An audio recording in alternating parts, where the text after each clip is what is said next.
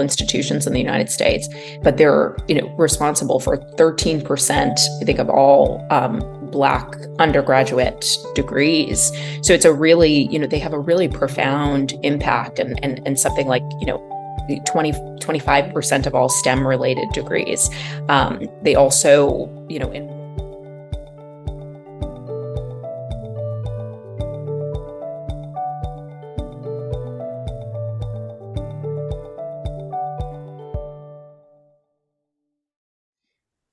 Hi everyone, welcome to the Actionable ESG Talks series brought to you by AKFI, world's first nonprofit industry consortium committed to bridging the gap between ESG, sustainability, and digital transformation. I'm Isabella, the co-host, here with Manuel, the other co-host, also the executive director at AKFI, and our special guest today, Hattie. Good to have you. Great to be here. Thank you.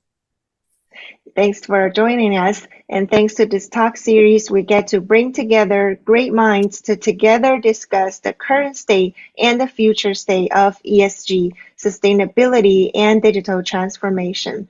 A little bit about Hattie to our audience. Hattie serves as Managing Director of Impact and ESG at Kirchner Group, sub-advisor to Kirchner Asset Management, and co-manager of the Kirchner Impact Foundation. Hattie is responsible for developing ESG and impact measurement and management strategies for investee due diligence and portfolio monitoring, and leading strategic efforts of the foundation in alignment with its mission to train a diverse generation of capital allocators in communities underserved by capital markets. Welcome again, Hattie. Knowing you have a very heavy background in impact investing and serving all kinds of initiatives with mental health and now impact investing. Really look forward to see what you're going to share today with us. Starting with my question, please give us your idea, share your criteria for impact investing in the context of sustainability, ESG, and digital transformation.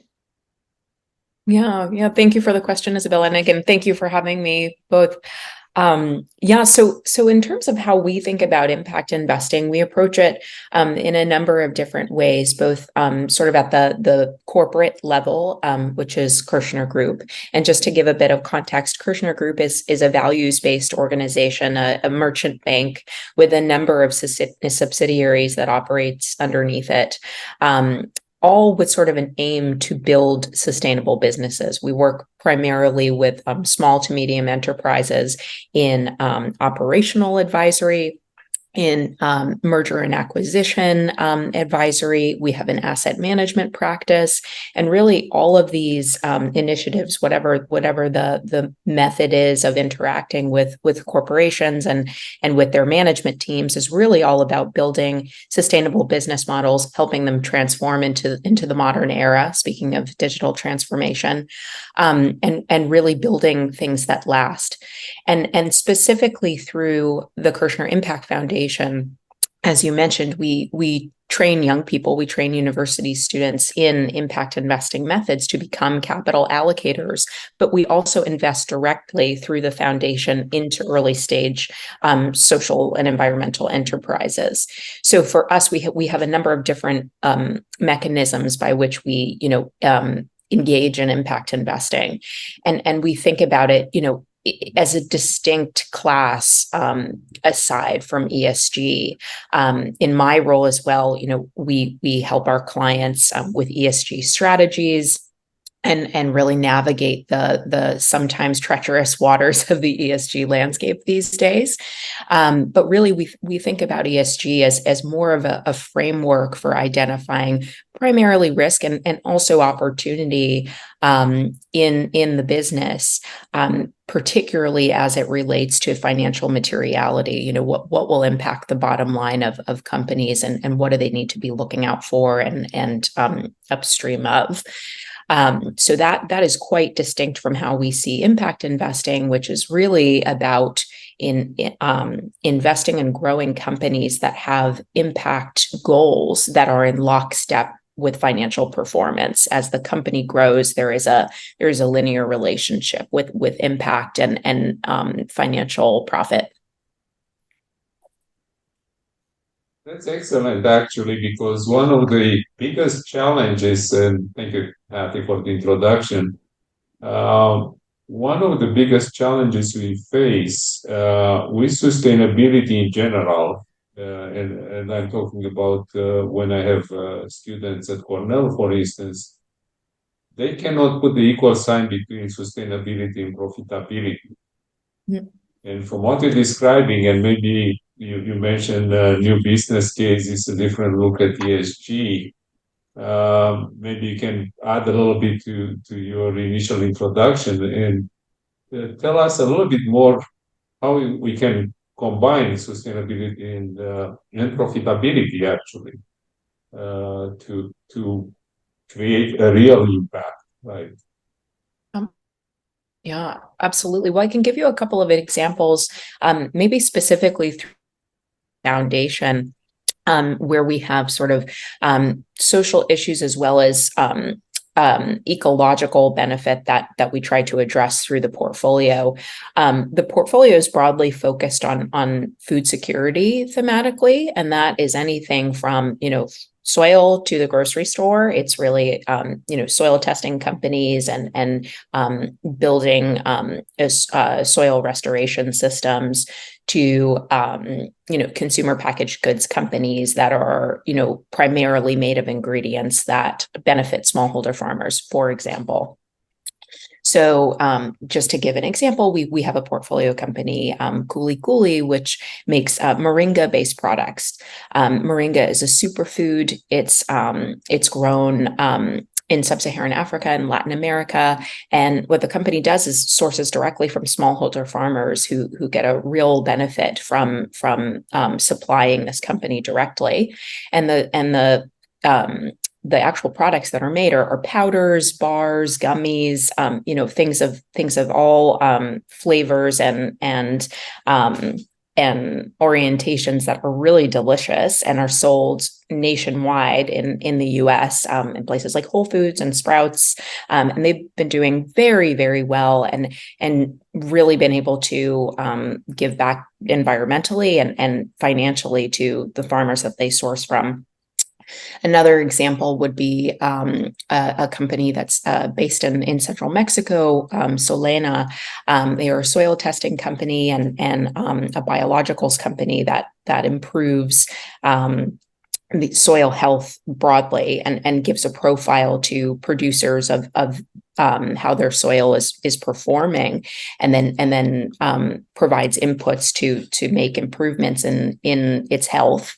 And they've done extremely well and are expanding more and more every day. And these are companies where, as they're growing, as their valuations are growing, as they're expanding and moving far beyond profitability at this point, their impact is growing as well. And so they're in direct proportion. And we track all of these things. So those are just a couple of examples of companies that we've been very excited about and have been in the portfolio for a number of years at this point.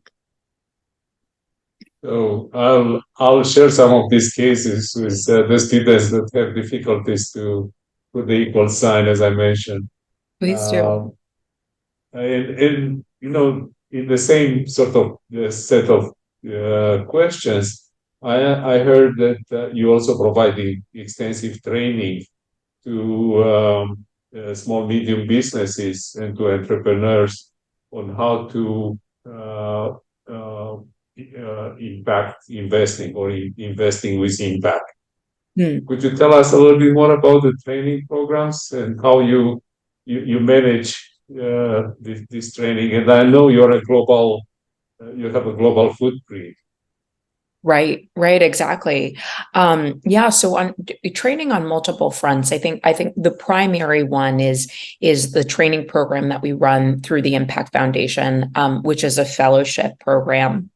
But there again, training in multiple fronts. We train university students to be in our program for a year to essentially become impact, what we call impact venture capitalists or impact financiers. And they are really forming an investment committee and responsible for every stage of the investment life cycle. From the moment they onboard, they're creating an investment mandate. Again, it's usually broadly focused on food security, but we've also had other themes. We have a program in Costa Rica that's focused on the bioeconomy, for example. So they're forming a mandate. They're sourcing early stage companies that are appropriate for our check size according to that mandate. They're performing due diligence, a deeper level once they get serious about a couple of them. And then they are making an investment recommendation, but ultimately have full discretion over an investment on behalf of the foundation, and are actively engaged in the structuring of that investment, in setting terms with the company. And then once the investment is made, if it's made, it doesn't always happen because it just reflects reality. Sometimes a deal does not get done for a lot of good reasons. But if the investment does happen, the company comes into the portfolio, and then it's managed by our team within the foundation. And that is really where, this entire process of when we start engaging with the entrepreneur and when they come into the portfolio, that's when the training is kind of taking place in a very real live way with the entrepreneur as well, because we're able to offer all types of forms of technical assistance to these really early stage entrepreneurs, whether it's in impact measurement and management. We try to set them up with sort of a system for being able to actually measure their impact over time as they grow. In some cases, it's helping them in corporate governance, actually setting up a board. And in some cases, we'll participate in that board in some way. We've been able to be helpful in a number of ways, connecting them to different suppliers, connecting them more broadly to our capital network, and bringing on other investors to be able to be catalytic in that way. So it's a training program that's really the university students are engaging actively in the investment process, but it's really, the entrepreneurs as well that are gaining a lot from the process, because they're so often so early and are just setting up their systems and getting themselves off the ground. And primarily, they're so concerned with cash and just keeping their heads above water that, some of these other things they're not even really thinking about. So we help them sort of get organized, get ready for investment, and help them grow in that way. That's very interesting. Isabella, I'm sure you have a question on the investing side as you talking about in this context with your digital thinkers. Yeah, but I don't want to take the valuable time here. Happy to chat with Hattie afterwards. But everything you said does interest me a lot in terms of how to nurture the students in early stage startup world. That's exactly where the time's supposed to spend in planning their impact strategy during that stage. Once they get more matured, it's hard to do course correction. So everything you just mentioned, I love to follow up with you to hear more, and I'll look up the website as well. Sure. Love that. I have to add actually that not that we deal a lot with modeling, with business models in the academia, with case studies, but nothing substitutes the experience with watching your finance in the bank account, dealing with problems day in and day out with people, with real problems and real people and real challenges and motivation and all this. So I am really happy to hear that this program is really set into teaching impact financing and impact investing, and of course creating sustainable startups and sustainable companies.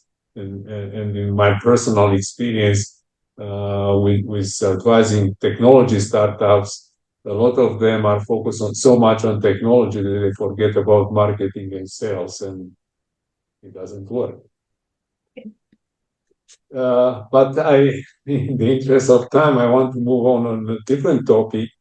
And not long ago, the US Supreme Court ended the affirmative action programs.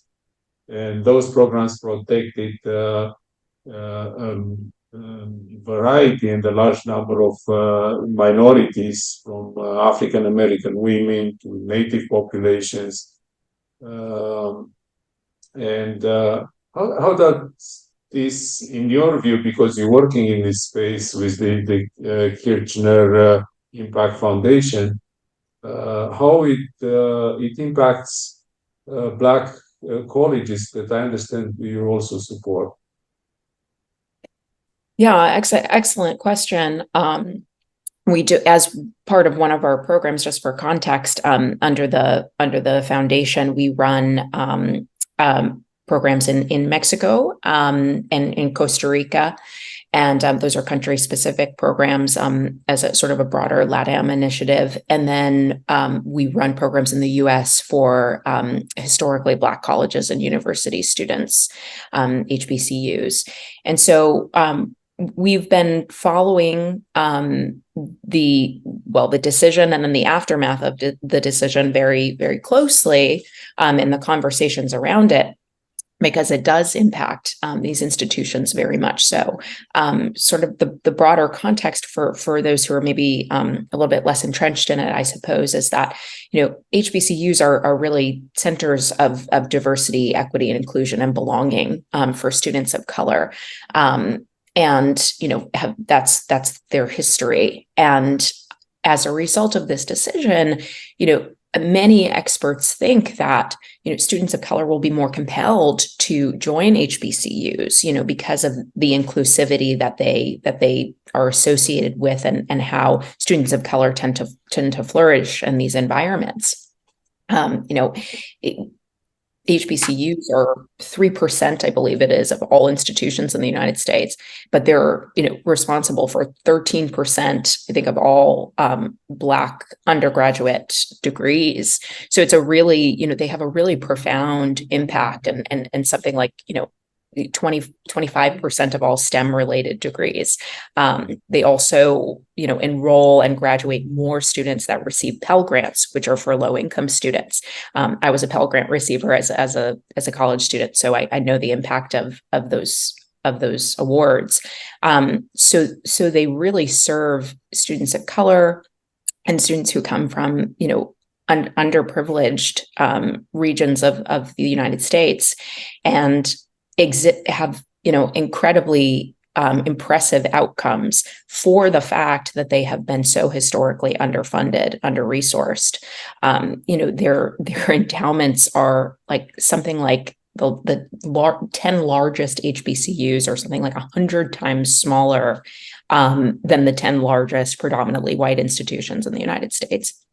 And even with increased enrollment over the last 5 to 10 years, which is it's been fairly significant in HBCUs, there's still a critical funding gap. I think there was something like in the last 10 to 15 years, a 43% decline in federal funding per full-time student at HBCUs. So it's really, there's a massive gap here for the impact they're having, for how critical they are in the US higher education system. And so if we think about, in light of this decision, that there might be more students moving into HBCUs interested in that education because of the inclusive environment they create, and this lack of funding, it's really a recipe for more overextension of these institutions. So we really need to be thinking about how more money needs to be going into them. We really need to be thinking about, how this might have an impact on increasing segregation in higher education in the US. In the Ivy League system, it's like, I think the New York Times just published something with some really interesting data, like 1 in 6 Ivy League students comes from the top 1% in the US. which is like, so we're increasingly becoming potentially more white in these institutions, more wealthy, more affluent, and it's going to create even more of a chasm, at least by a lot of folks who are really following this issue, by their estimation. So it very deeply affects HBCUs. So I hope that answers the question. I didn't go too far off. No, it does, and clearly the imbalance in funding. I'm trying to be, polite. Sounds like it will be even worsened by the Supreme Court decision. Is my understanding correct? Certainly, there's a possibility of not.